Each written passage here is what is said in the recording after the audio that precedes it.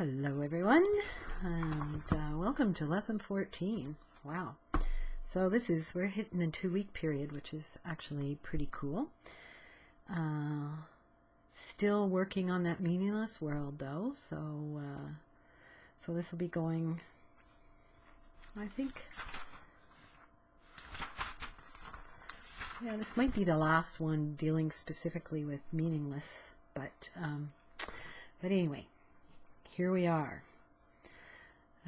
Lesson 14. God did not create a meaningless world. The idea for today is, of course, the reason why a meaningless world is impossible. What God did not create does not exist. And everything that does exist exists as He created it. The world you see has nothing to do with reality.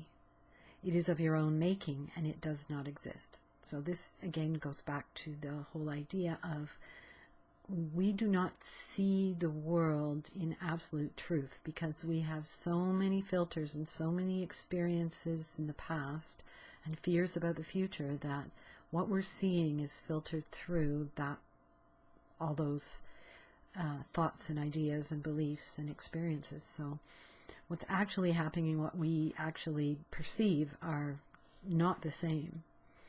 The exercises for today are to be practiced with eyes closed throughout. The mind-searching period should be short, a minute at most. Do not have more than 3 practice periods with today's idea unless you find them comfortable. If you do, it will be because you really understand what they are for. So you're bound to have a little bit of struggle there, but not to worry. The idea for today is another step in learning to let go the thoughts that you have written on the world and see the Word of God in their place. The early steps in this exchange, which can truly be called salvation, can be quite difficult and even quite painful. Some of them will lead you directly into fear. Welcome to the world of fear. You will not be left there. See, now there's the difference. A lot of times when we go into a fearful place, we don't know how to get out. This is promising us that by doing this, we will not be left in that fear. You will go far beyond it. Our direction is toward perfect safety and perfect peace. With eyes closed, think of all the horrors in the world that cross your mind. Name each one as it occurs to you and then deny its reality. God did not create it, and so it is not real. Say, for example, God did not create that war, and so it is not real. God did not create that airplane crash, and so it is not real. God did not create that disaster, whatever the disaster is, and so it is not real. Now, there is a tendency to say, well, how can you say that it's not real? The airplane crash, those people died. The war is happening. People are dying. There's so much hate. Try not to get too caught up in the analyzation of it and just go with the exercise. I promise you, in the end, it's all going to start to make sense to you. If you get caught up in the thinking of it, and if you get caught up in the trying to analyze it and make sense of the fact that it's not real, it's going to hold you back. It really is going to hold you back. So just try to trust. Again, I know I say that word a lot throughout these lessons, but I think it's a big part of doing the course and of really allowing it to work for you is to trust that change is happening, that what you're doing, whether you understand it or not, is being absorbed and resonating in you and bringing you to a better place.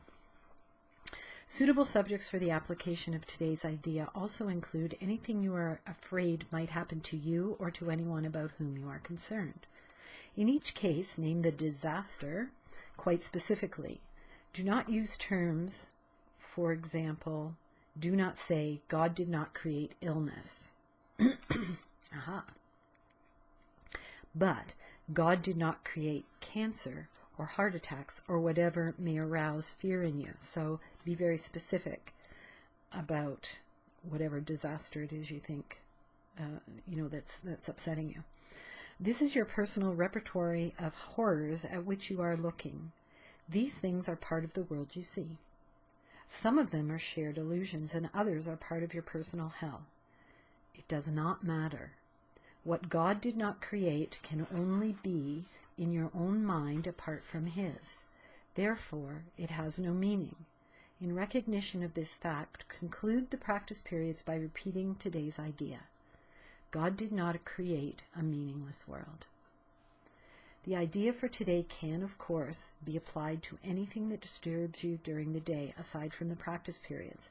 Be very specific in applying it. Say, God did not create a meaningless world. He did not create a situation which is disturbing you, and so it is real. So if, say you have a cold, whatever. God did not create a meaningless world. He did not create this cold, and so it is not real. So again, this is one of those lessons where you're going to do three practice periods that are more formal and structured.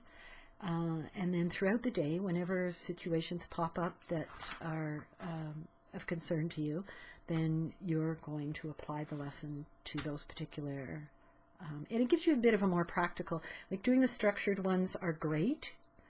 Doing them throughout the day is really teaching you to now apply this to your daily life, to really become more aware of the situation and really try to shift your perspective on what it is that's happening from that place of worry and fear and concern to one of peace.